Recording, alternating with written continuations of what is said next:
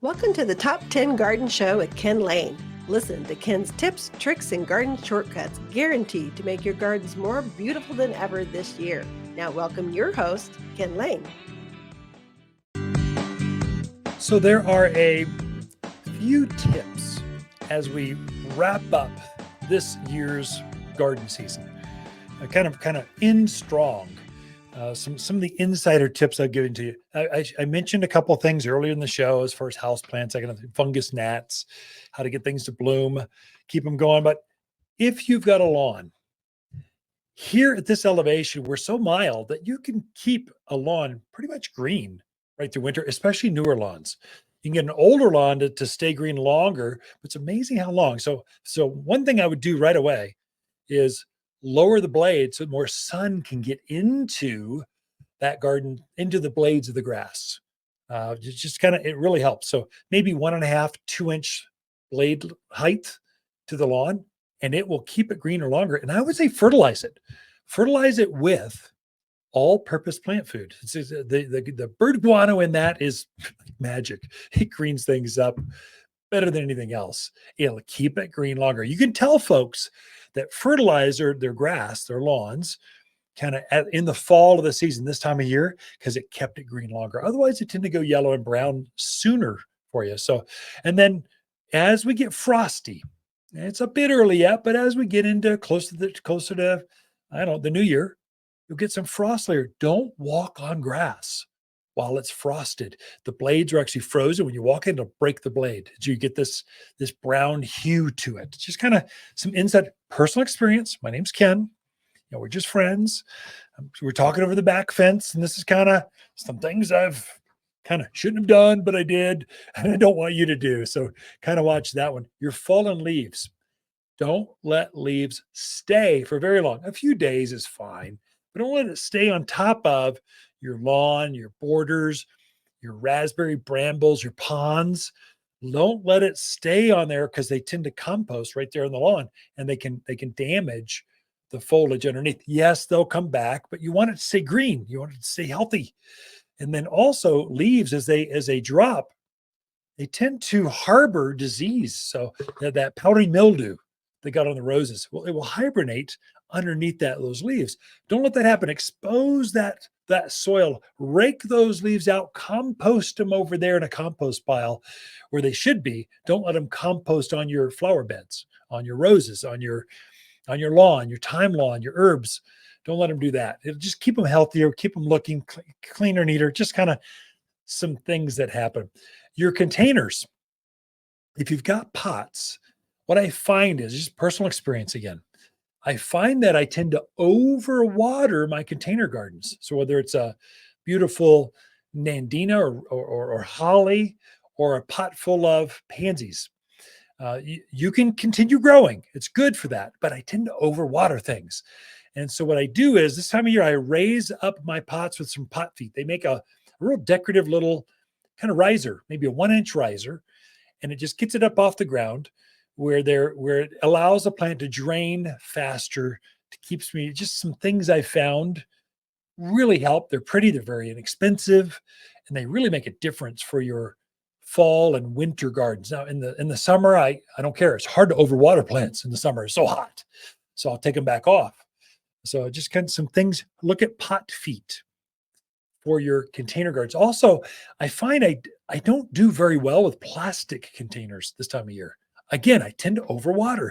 I prefer glazed or clay pots, or wood pots are much better. I'm using glazed, but it's harder to overwater things in a clay or a wood pot. Just again, just hard, school of hard knocks. If you're going to move a tree or a shrub, this is your time. As soon as they go dormant, and say it's in the wrong place, I planted it out there. It's been a year. I can see it's growing too fast. It's going to invade the driveway. I won't be able to pull the truck in to the garage if it stays here. As soon as it goes dormant, or as soon as you see that last leaf drop, that's your cue. Now it's time to move it. And so you're at much less risk of transplant shock if you wait until that plant is dormant.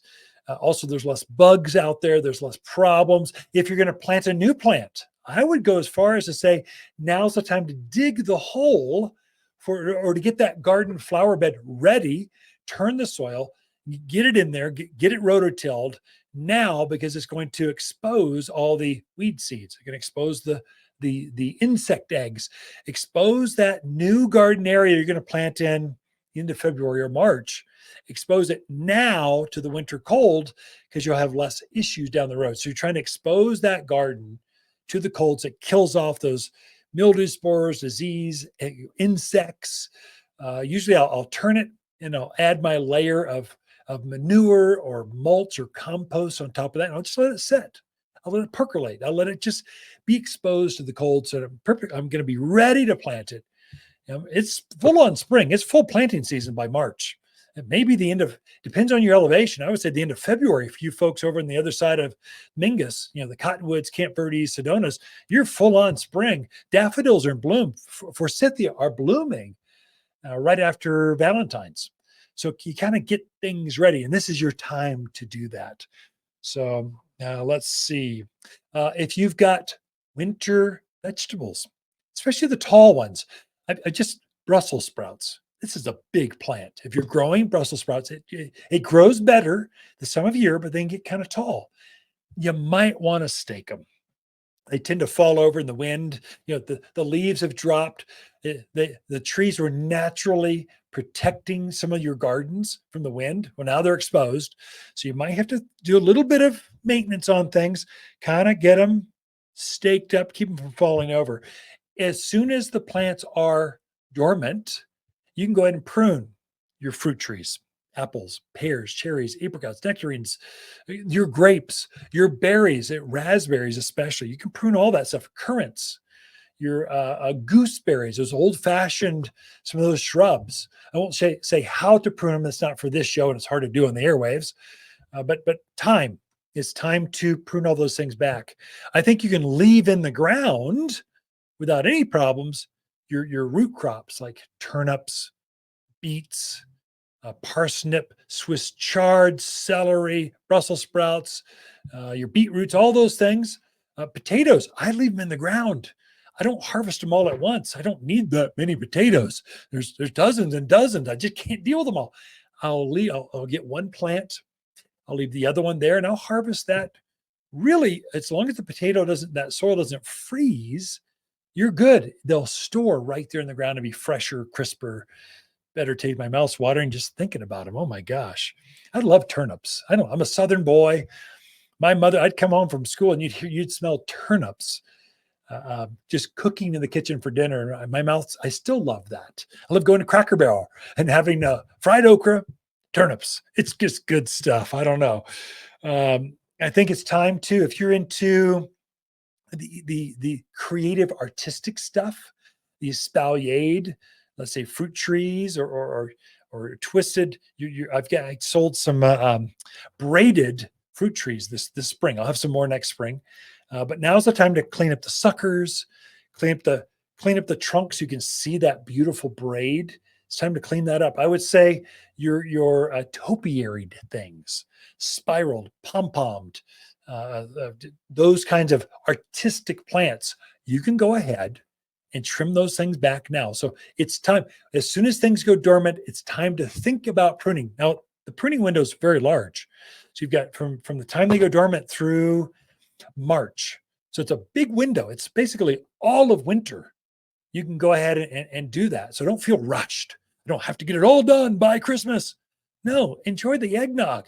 Enjoy the family, the company, the neighbors, the friends that come over. Enjoy. And in between, when you've had too much eggnog and you just need to be outdoors and do some exercise, go ahead. You've got time to do that. So I would say too, bird feeders. There's a tricky thing about hummingbird feeders. So hummingbirds, the young ones that are stupid, they didn't go south. They should have. And the old ones, they're just too tired. They're still at that hummingbird feeder. I'd say keep that up until you don't see bird activity again. They're using you as a way to get through. They might just be migrating and they're tired for a bit. They're going to use your hummingbird feeder and then head south again.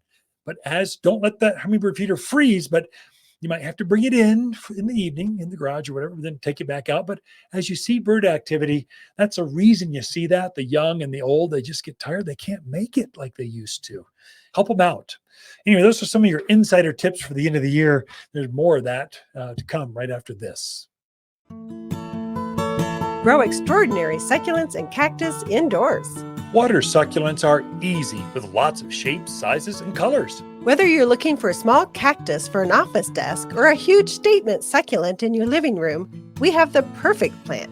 But what are you waiting for? Extraordinary succulents and cactus await you at Waters. Visit Waters Garden Center in Prescott today or watersgardencenter.com to find the perfect succulent for your home and office.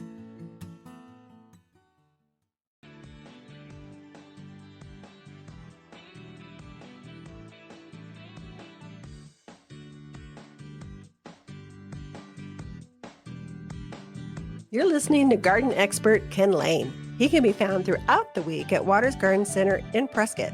Thanks for tuning in to the Top 10 Garden Show.